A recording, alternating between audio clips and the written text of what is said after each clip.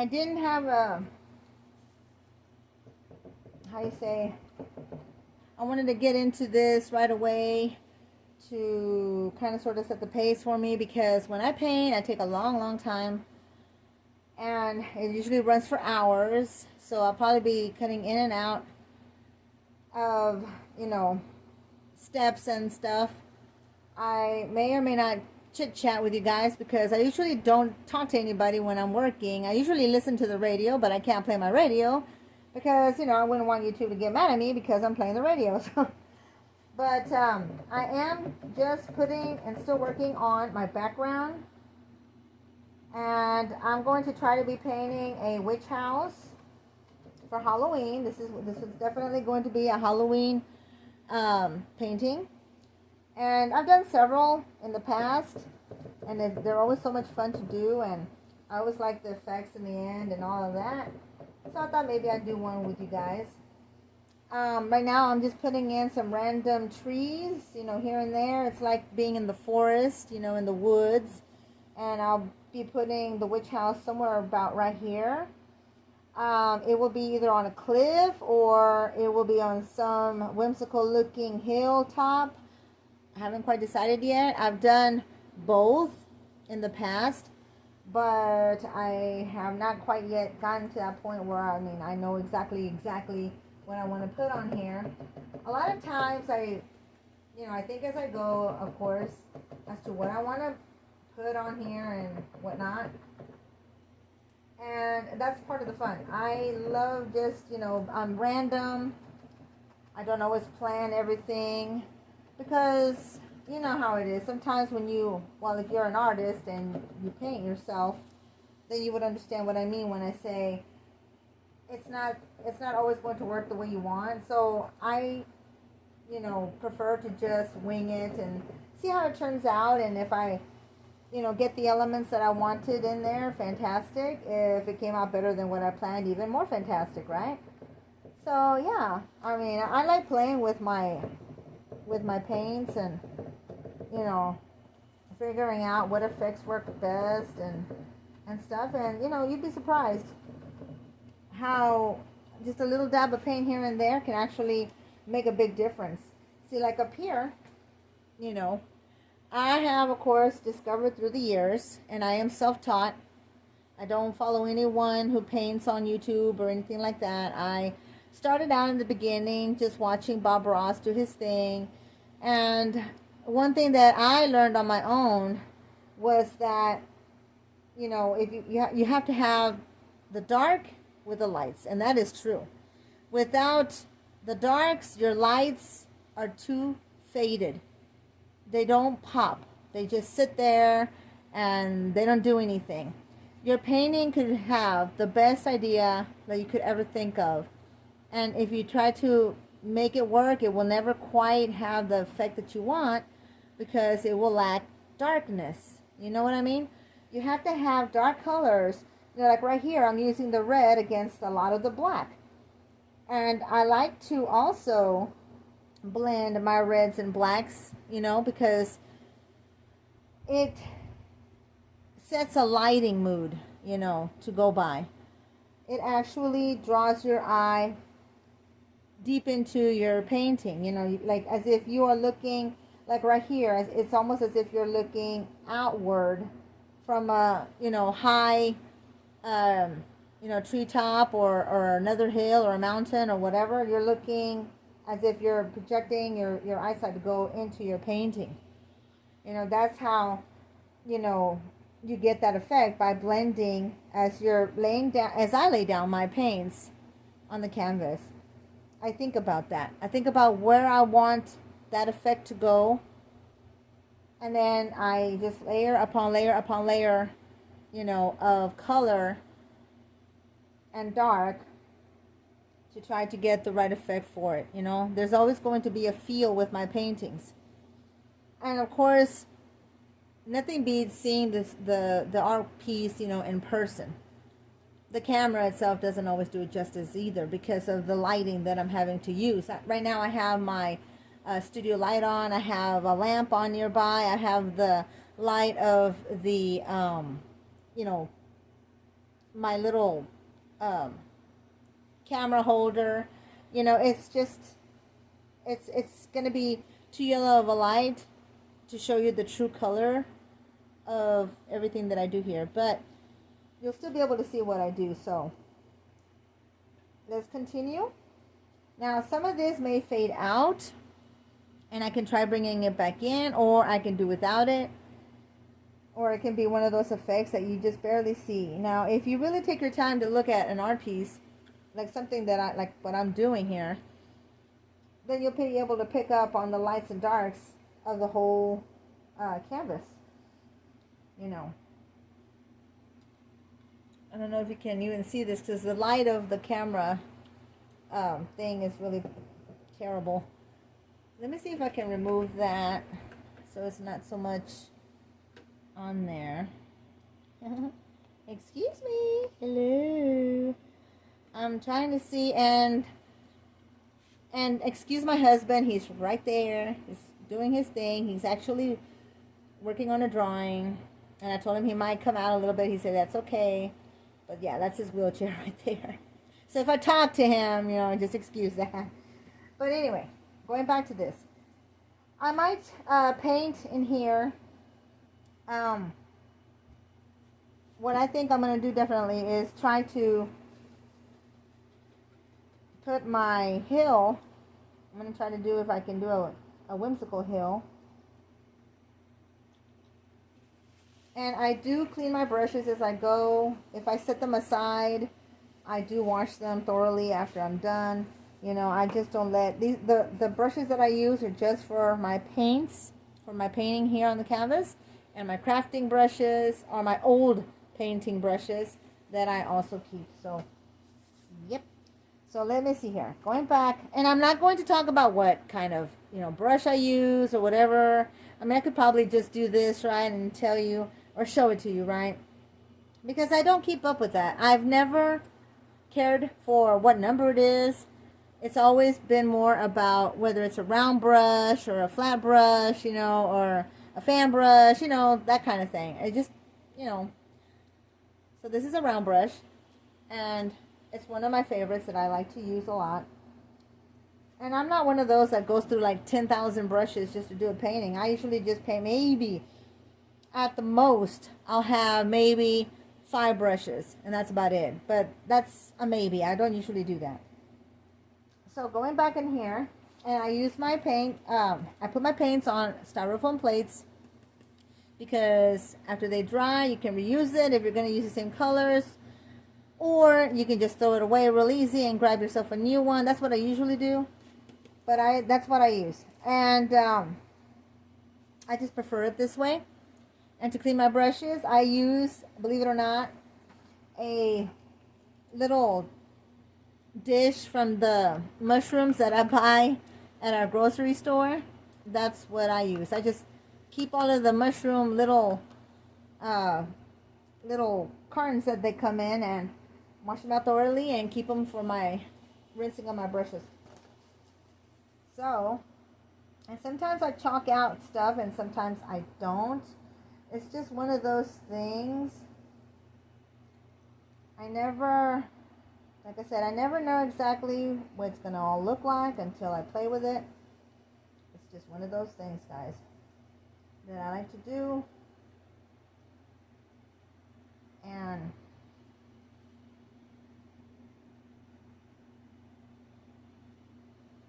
kind of draw it out. And you go in and fill it. And you don't have to be exact, you know, when you do something like this. You know, it's all whimsical, and whimsical stuff isn't perfect. I like to paint all the way down to the bottom on the sides of my canvas. Since I'm going to be doing this all in black, that's what I'm going to be painting down here below, and vice versa. I try to do that for the most part. It just makes the painting look more finished, more professional. And I picked that up on my own because around these parts, for the most part, back when I started doing my painting professionally, hardly anybody ever did that. They had a thing against it. Now I've noticed that, some people do like to paint all the way to the edges, which I think is great. But it's these things, these touches, that do make a difference. They do make a difference. And it makes your painting different and better. That's the way I see it. Because I have seen it. I mean, when I have sold my artwork, people get drawn to it because I'm different. I'm very proud of that. I'm very proud that I am different. Some people, may question, why do you do it like this? Why do you do it like that? And I can explain to them until I'm blue in the face, but they won't understand it unless they're artists themselves, or, it's one of those things where even if they're artists, if they're not used to doing it, they'll never get it if it's not their thing. You know what I mean? And of course, there are some that rarely will pick up on something that you tell them, which is great. It's good when artists do listen. But that's why, for the most part, I've always just counted on myself to do my own thing, just because I know what I can do. I know what can sell. I've been there. I've done it a million times. I've done it so many times. And I'm not afraid to do it. I'm not afraid to show what I do.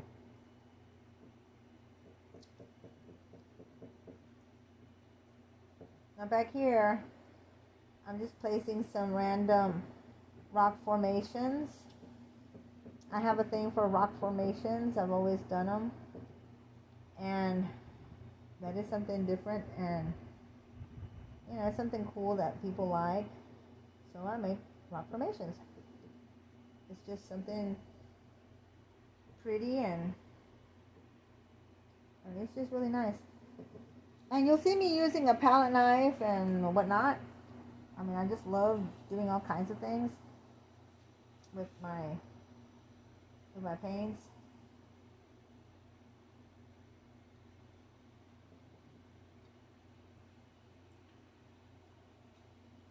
I hope you can see all of this.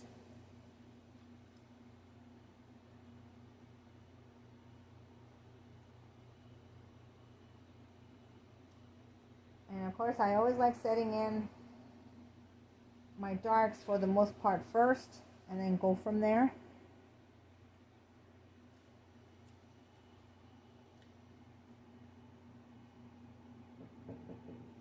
I'm not in the way, am I? Okay.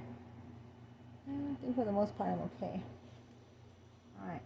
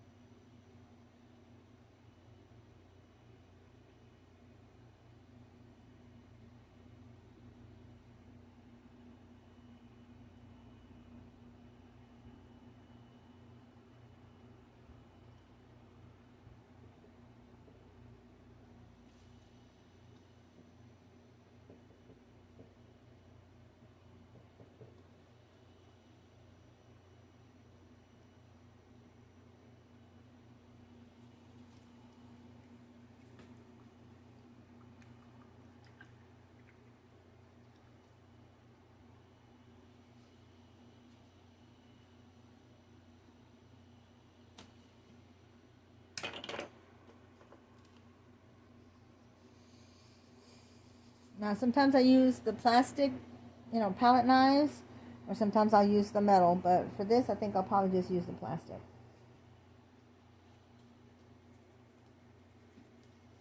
And there's no true way of doing anything, guys. I just do it by the way I'm used to, and that's it.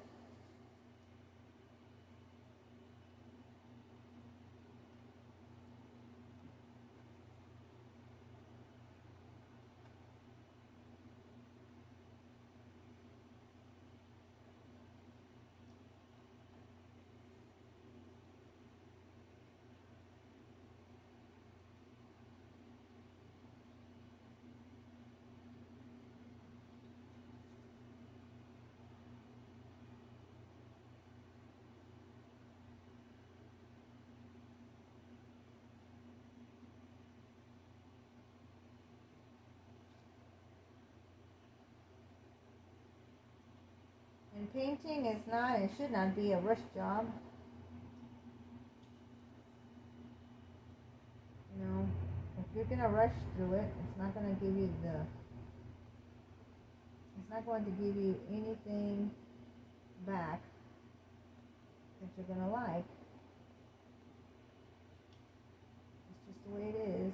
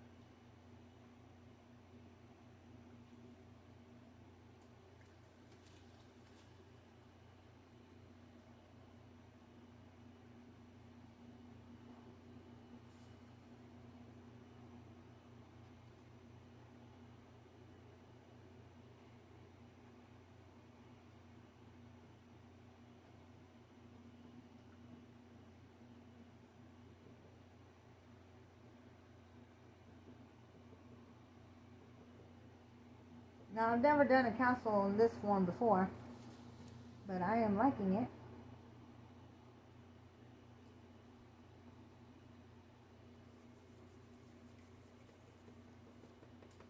Should this be a good witch house or a bad witch house? It almost looks like a vampire castle. But who says that a witch can't have a castle, right?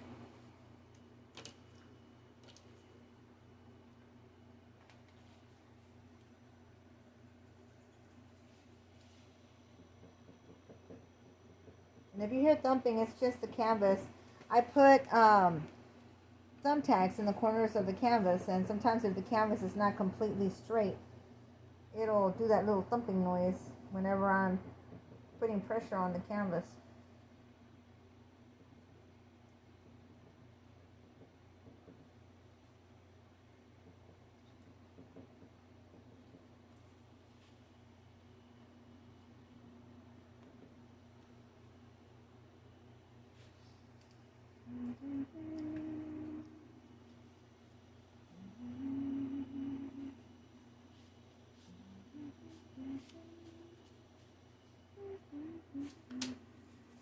And if you hear me humming, it's because I have no music going on.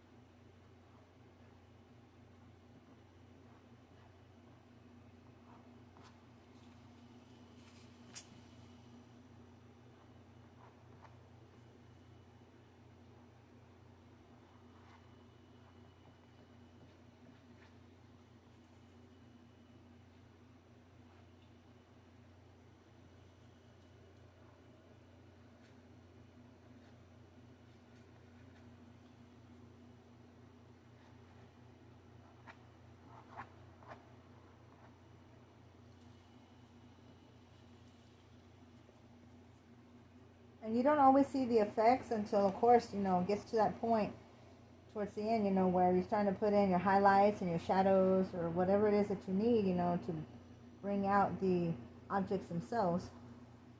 So until that happens, you know, it will look a little plain, or it just won't pop, you know, until you get all of those highlights in there.